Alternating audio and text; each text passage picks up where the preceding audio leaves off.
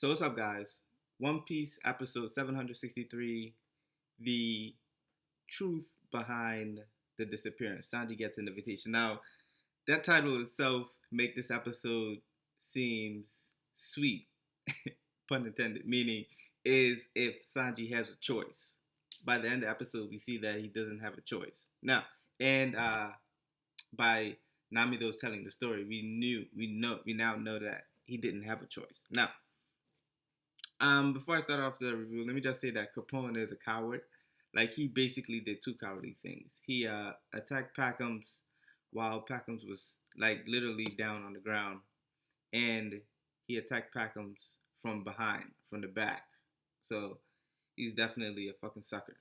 Definitely. Now, the episode continues where we see after Capone shoots Packums, we get a quick glimpse into his cannon, and we see where Brooke notices that there were small people in there, but he thought his eyes was deceiving him, even though he didn't have eyes.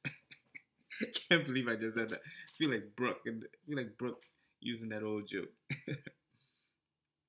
But continuing down the line, we see that some soldiers left Capone's body. Capone ate the castle fruit, turned him into a castle human, and then Brooke realized that his eyes wasn't deceiving him, as if he had eyes. Two for two. All right, let me continue. Let me continue. All right.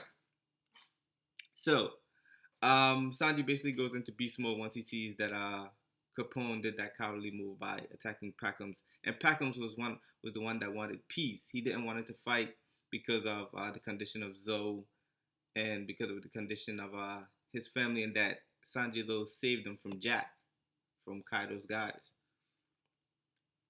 And Capone didn't see this.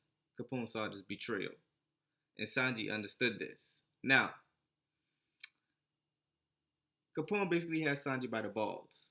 One of his guys, Vito, um, advisor to the Tank Pirates, is basically what Capone gang is called.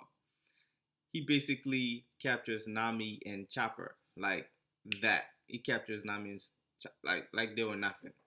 Both of them, not one, both of them.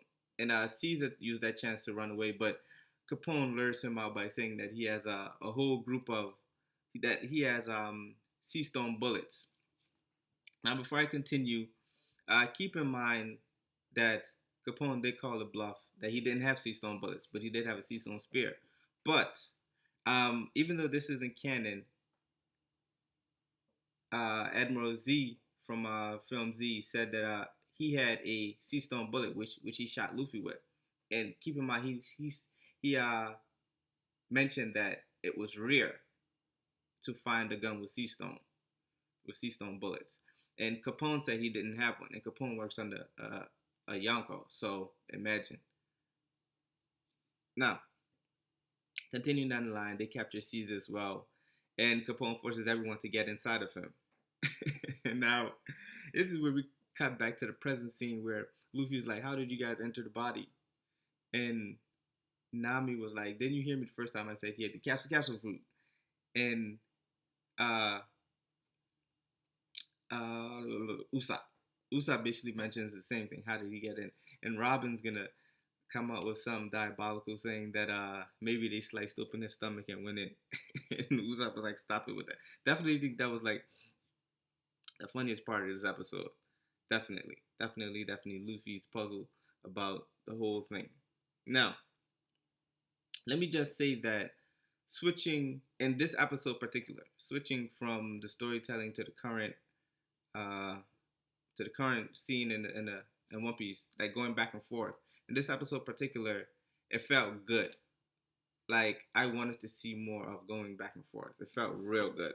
Now, everyone's inside Capone, and Vito lights Capone's cigar with his hand. Don't know what that means. So Capone continues to tell Sanji that he's been invited to Big Mom's party, tea party. Remember the tea party from Fishman Island? And I think I did a theory on this not a theory, maybe a discussion or something a long time ago about did Big Mom those plan this before Sanji those got into the New World or after So yeah, let me know your thoughts on that. Now, um, we go into Capone presenting the invitation to Sanji. Again, going towards the title of this chapter is if Sanji had a choice, and they go into explain that Big Mom, if you're invited to one of Big Mom's party, come hell or high water, you better come to it. Even the devil himself will come to it if he's invited to Big Mom's party. That's to show that the level of threat that Big Mom is. So, yeah. Now, Sanji refused. And Capone basically threatens him by showing him that he has control over the inside, all over the inside of his body.